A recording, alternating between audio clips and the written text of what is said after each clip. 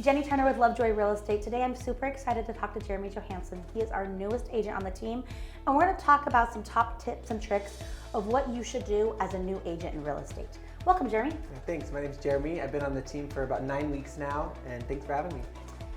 So 9 weeks in, what did you do before real estate? I was a barista, so I made coffee and So tons of experience in real estate. tons. I was a master, but definitely a lot of experience in customer service. Right. How is that? How has that experience crossed over? What's been easier for you in real estate because of that experience being a barista, and maybe what's been a little bit harder? Yeah, definitely a lot easier to just talk to people because that's what I was doing all day, every day, just making drinks and talking to people. A little bit harder, it's a whole new world, a whole new language. Everything's different. What surprised you as you got into real estate? What is it? What you expected? When you came into it with shiny rose glasses? Is this what you expected, or what's been different than what you expected? It's definitely a lot harder than I expected. The world kind of views real estate as easy money. You get into it, you make money quick, and you get rich. This isn't like HGTV where you show them 3 houses and they buy one. That's not what you've been Not finding at all. out. You show them 3 houses, then they ghost you for 3 months, and then you show them more. It's a process, right? Yeah, definitely. And that is where a lot of what we're doing, and we're working with people, is they aren't always ready to buy when they think they are, right? So sometimes we do some education. Right. And right now, especially with interest rates higher and prices still going up, some buyers aren't able to buy what they thought they were going to be able to buy. Totally. You have one deal under contract. I do. That's yes. awesome. So Yes. that took about 7 weeks for you in your path to get an offer accepted. Now you're through inspections and appraisals, so it's not a done deal because nothing's a done deal, but it's Right. a pretty sure deal, right? Tell me a little bit about that client, what that experience was like for you. Yeah, that was it was a Zillow client, so it's kind of quicker, and I was. You met them through Zillow, is what you mean, right? Yes, I met them through Zillow. Okay. It was a connection through that, and I was working with him for a little bit, and we ended up looking at 4 different condos, and I didn't think that we were going to offer on any of these condos because we decided none of them are really perfect, and we're going to spend some time and find that perfect one. He calls me up. He's like, Jeremy, I want to put an offer on this unit. I'm like, okay, great. I'll write it up. Why do you think he changed his mind? He really loved the view. That really sold him. And I think just going back and looking at other things and seeing what he could afford, this was going to be his perfect first home. Right. It's something we really work with our clients, right? Because there's always some compromise. And I think it's really interesting. Last summer I sold a really expensive house, most expensive house I've ever sold. And you'd think if you had a multi-million dollar budget, you wouldn't have to be compromising. And really, even at those high-end price points, my buyer still had a compromise. The pool wasn't as big as they really wanted. And things it's a funny, it's all different, but especially for our first-time home buyers, we have to help them figure out what's really important to them, right? And as we sit down and we talk to them during a strategy session, sometimes what they think is going to be important doesn't necessarily become that's what's important at the end of the day. Did you know that a view was important to him when you sat down with him originally? No, I mean, we looked at, the first one we looked at was a courtyard view. So it was more of you see the other building. And then this one was city skyline view, which I had no clue he liked. And it's also nice on a condo, especially if it's smaller, having a little bit of view, having a little bit of expansiveness out the windows, make that space feel a little bigger. And so that can also help it, right? Definitely, yeah. How have you found that experience working with him? He trusts you, obviously, right? Does that scare you that he's trusting you with that big purchase and this is your first one? I think it would scare me if I didn't have all this backing and this team behind me. Because going into it, you think, oh, it's easy. You get a deal, write up paperwork, but there's so many different layers that I didn't even know existed, Right, and our clients don't know it exists either, Yeah, right? exactly. Sometimes first-time home buyers don't even know the right questions to ask yet. Yeah. I love it when I sit down with clients and they've obviously Googled what to ask your realtor. Because it's all those same questions. And I love it because at least that gives us a starting point, right? Yeah. Of what do they need and where are they at. So one of the things that I talk a lot about with agents who are newly licensed is that everything you learn during the education process to pass your test, you then have to forget and you learn everything new to be an agent. Did you find that? Give me some feedback on, do you feel like that was accurate, or do you feel like stuff that you learned to take your test is helping you on a day-to-day basis? Sure. I think there was some stuff that was very applicable, some of the laws, obviously, I don't want to be breaking these laws. Yep. But at the end of the day, it was still learning a whole new language, and the course didn't necessarily give me that. You need hands-on experience, you need people that have been in this for so long to kind of mentor you and teach you and take you through the day-to-day operations, which I don't feel like they did. So what's worked at Lovejoy for you? Like how do you feel you've gotten that information? What kind of things have you done on the team that have helped giving you the skills to talk to the client, show them the condo, and write the offer? Sure. I feel like definitely the training. Like there's such a good foundation of training at Lovejoy. I mean, even 8 to 8:30 script practice. Right. Like when we first started, and I would go on script practice, and I would see these other people that they had their scripts down. Like they knew what to say, they knew how to interact. And my first day when they're like, or not my first day, but my first time when they're like, okay, Jeremy, I want you to practice now. I want you to pretend to be the agent. And I was terrified. I messed up. I stumbled over my words because That's why we practice, right? exactly, Like that's the whole thing. Yep. But you guys have these strategies in place to, really make that easy. How about shadowing? Did that help? Yes, shadowing did help a lot. It's one of my favorite things because then you get to actually hear. Like I'm not very good at script practice role play in the sense of pretending that I have a situation. Yeah. But I love it when you can just come along on the showings and hear the actual dialogue between the agent and the client, because then you can really see like, oh, that's how it really works in everyday life. Right. And each agent's going to be very different. Shadowing you versus Totally. shadowing one of the other agents. Like I learned so many different things from Yeah, it.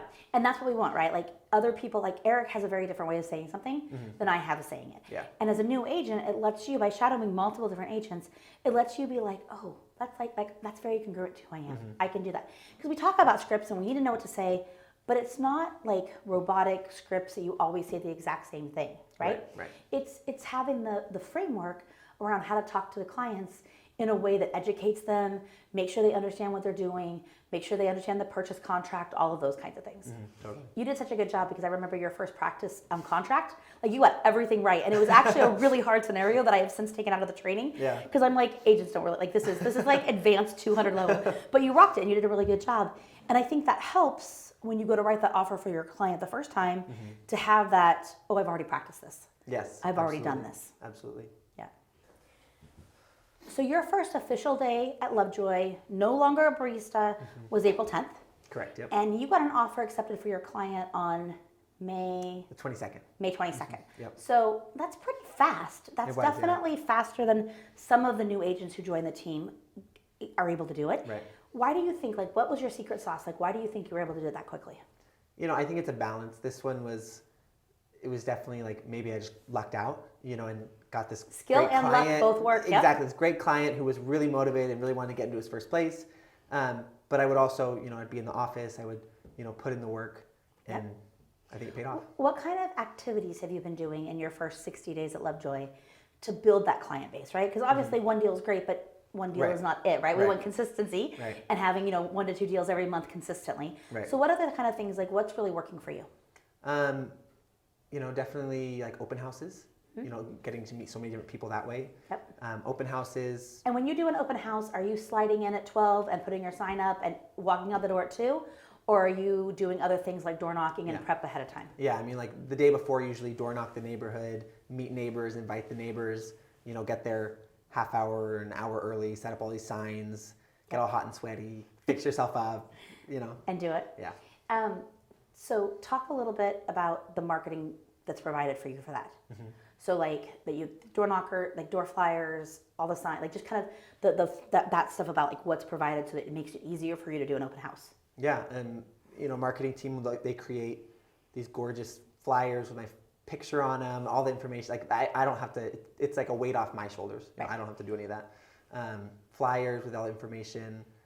We have our signs that I just put out. Well, like you participated a couple weeks ago in Southeast Portland Picture Day, where the marketing department was out all day in Southeast Portland, different locations, different venues, Yeah. recording videos, doing all sorts of photography and videography. Then that lets you push it out on your social Yeah, totally. just a little bit easier. Absolutely, yeah. I mean, I got so many pictures of just me, different headshots, different cool pictures. I looked over and you were like doing Zumba in the park I with was. some like women. It was so I funny. was, yeah. But and they probably thought that was hilarious. Yeah, we have some but it makes videos. for fun opportunity, right? Yeah. And that's where I think that's one of the powers of Lovejoy is having that team in place to support you and instantly give you some of the stuff. You as an agent, obviously, you have to put the work in. Right. We can't want it more than you. You have to be the one to pick up the phone and call people, go door knock, hold the open houses.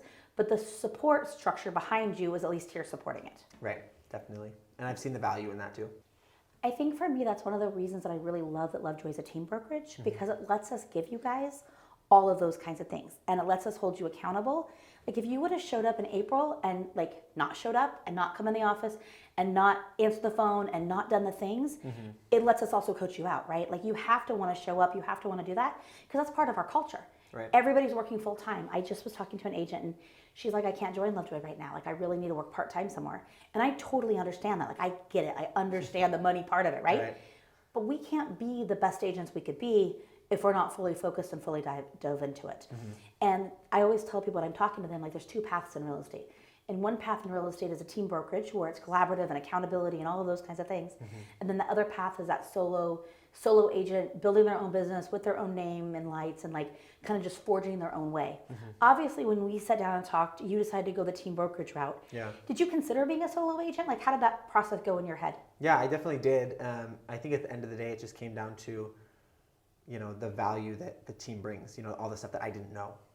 And I think, talking to you more, like there was a lot more that I didn't know. You didn't even know what you didn't know? Exactly. Like, glad I could help. Yeah. Yeah, no, it is a lot. When I got licensed a zillion years ago, I was a solo agent and I hung my license with John L. Scott at the time, back in forever ago in Kaiser. And I remember going into the office after hours because I was working a full-time job because I was a part-time agent, even though I don't like that now. Back then, that's how I started. And I was like going through like the computer programs and trying to like figure it out and teach myself a contract. Like I didn't even know, like I had no idea what I didn't know. Yeah. And I look back at that now and I'm like, it was amazing I never got sued. Like it's amazing I never got sued because I didn't know anything. Yeah. And I was a solo agent, so I didn't have anybody helping me, mentoring me, going through that. Yeah. And it took a while of just kind of floundering along by myself before I finally found a little more experienced agent who at least kind of took me under his arm and like gave me some tips. Yeah. So it's an interesting process, but having those two paths is important as far as like where you want to get to and how fast you want to get to, right? Yeah. Like our real goal with our agents is that you're in front of people.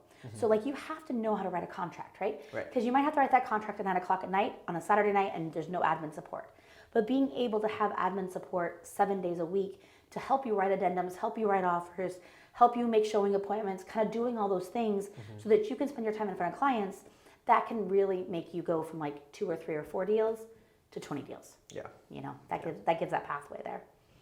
So if you were going back in time to like young Jeremy, 6 months ago Jeremy, who's just thinking about starting your real estate license process, right? What advice would you give that person?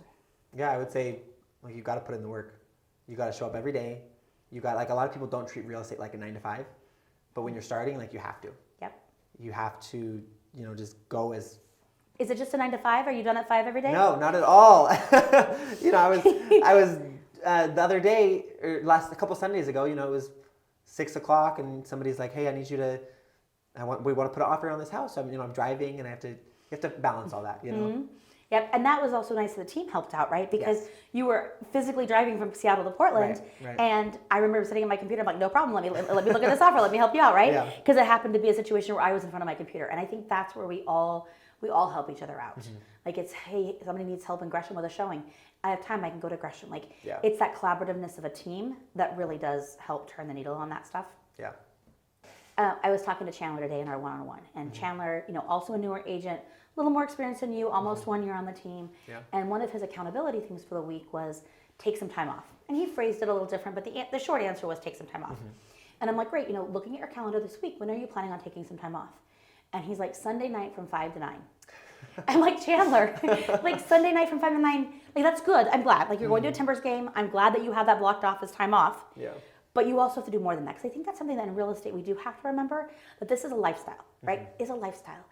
And we have to be on a lot, but we also have to remember to take those moments when it's like Wednesday afternoon, I don't have any showings because new listings come on the market Wednesday afternoon to Thursday. So Thursday, Friday are going to be busy, but take those moments of like, oh, it's a Wednesday afternoon, I'm going to go to the beach. Or I'm going to go on a hike. Or I'm going to whatever that happens to look like, right? Because we do have the ability as agents to control our schedule a little bit and say, hey, I'm sorry, I already have an appointment at 2 o'clock, but I'd love to meet you at noon or 4, right? And protect some of that time for ourselves a little bit too. But I'm like, Chandler, Sunday night is not enough time off. You need a little bit more time off than that, right? So we want to work hard, but we also want to not burn out, right? We want this to be a successful thing, and playing hard is just as important as working hard. Balance has been, it's kind of on and off. Just sometimes you can prioritize, family things or different life things, and then, push away work. But I've noticed that you have to, really set those goals for work but then also, allow different things to come in and, different times for you to block off, as you were saying. So how have you handled it when maybe you had something planned with family, or you had something that blocked in your schedule that you really wanted to prioritize, and yet that client calls you and says, hey, I really need to see 123 Main Street tomorrow? Right. Since I am on the team, I do have the option to say like, hey, would you be able to take this for me? Would you be able to show them this? Have somebody cover you. If it's really important, I can move things around, and if I feel like I need to be there, sure, I'll be there. But that team helps support and layer that in a little bit too. Yeah, absolutely. Thanks for joining us for this episode of Real Talk. Please remember to like, subscribe, and listen to us wherever you listen to your podcasts. And thank you so much for having me, Jenny. And if you guys want to buy or sell a house, you can find me on the website or on my Instagram.